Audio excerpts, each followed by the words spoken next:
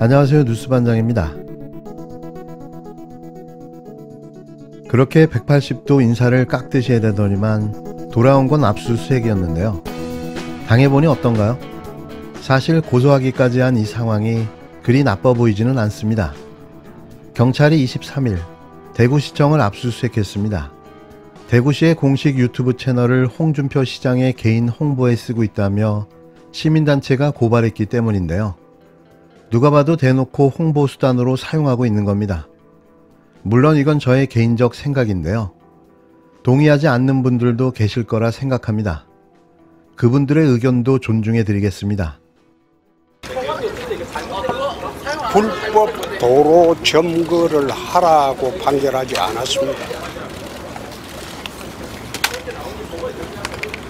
집회 시위를 제한하지 않는다고 판결했지 불법 도로 점거까지 하라고 판결하지 않았습니다. 집회 시위는 불법 도로 점거는 포함되어 있지 않습니다. 통상으로 인도에 행진하는 것은 무방합니다.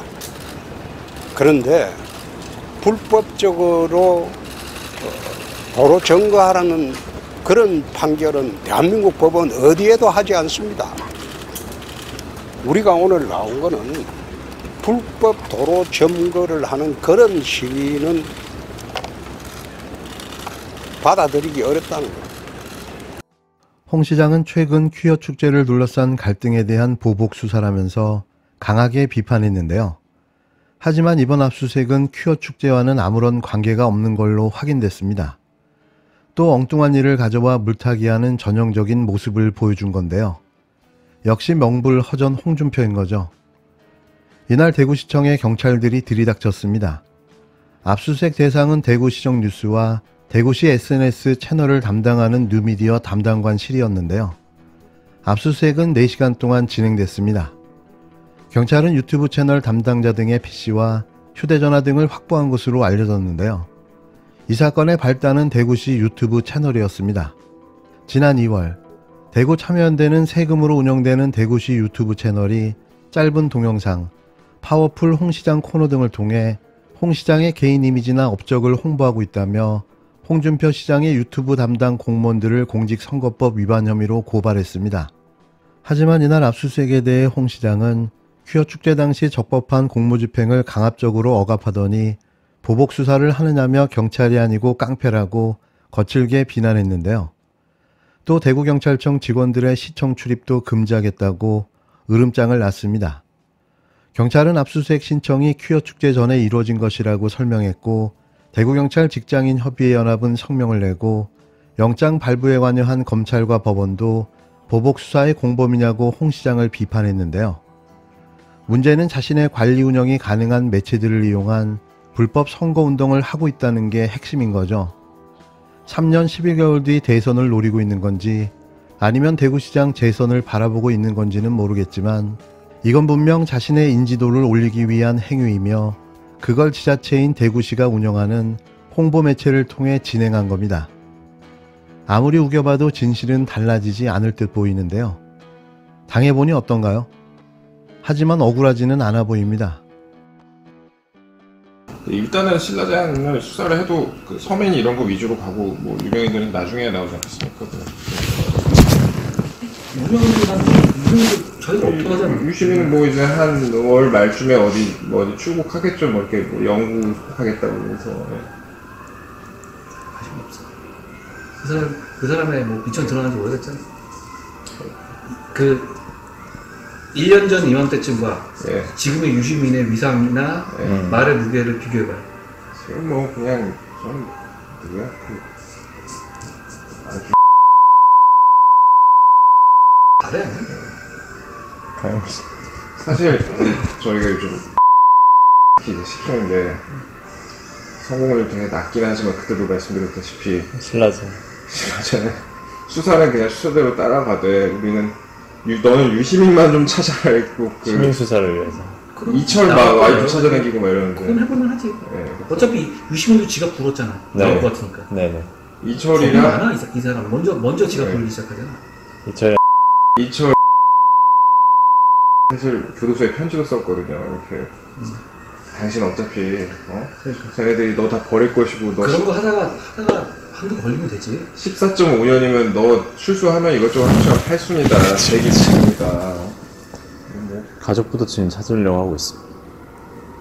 뭐 집을 보니까 옛날에 돈 많이 뽕쳐놨을 때 뭐 양주 뭐 이 정도 이쪽에다가 막 한 10개씩 사고 막 이랬었는데 지금 지금은 다 팔고 팔고 나갔더라고. 딴 데로 갔더라고.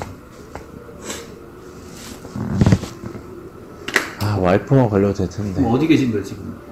예. 지금 어디서 좀 지치고 있어야 될 거 아니야?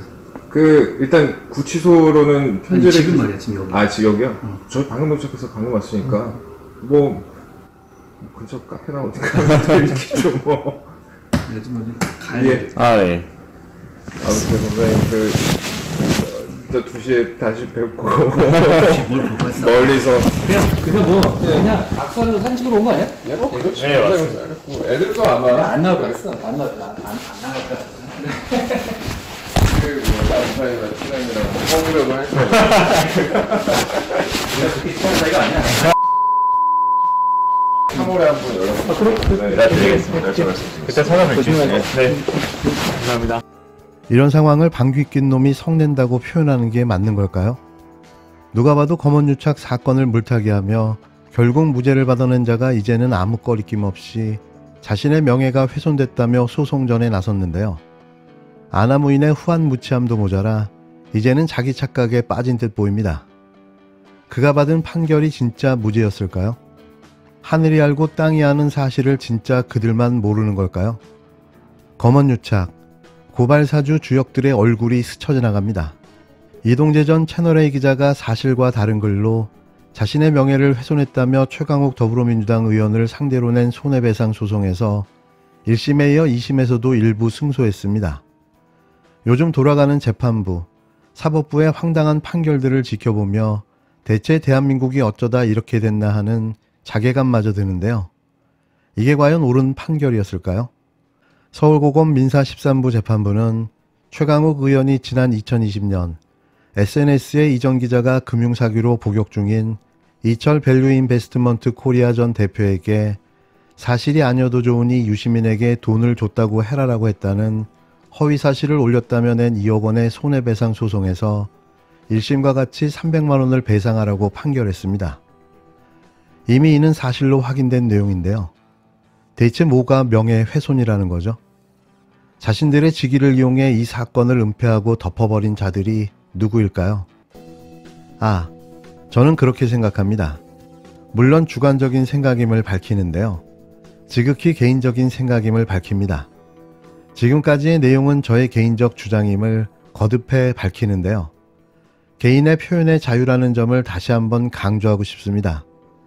이는 혹시라도 일어나게 될 일에 대한 저의 방어권 차원에서 이 발언을 남기는 것임을 분명히 밝혀둡니다.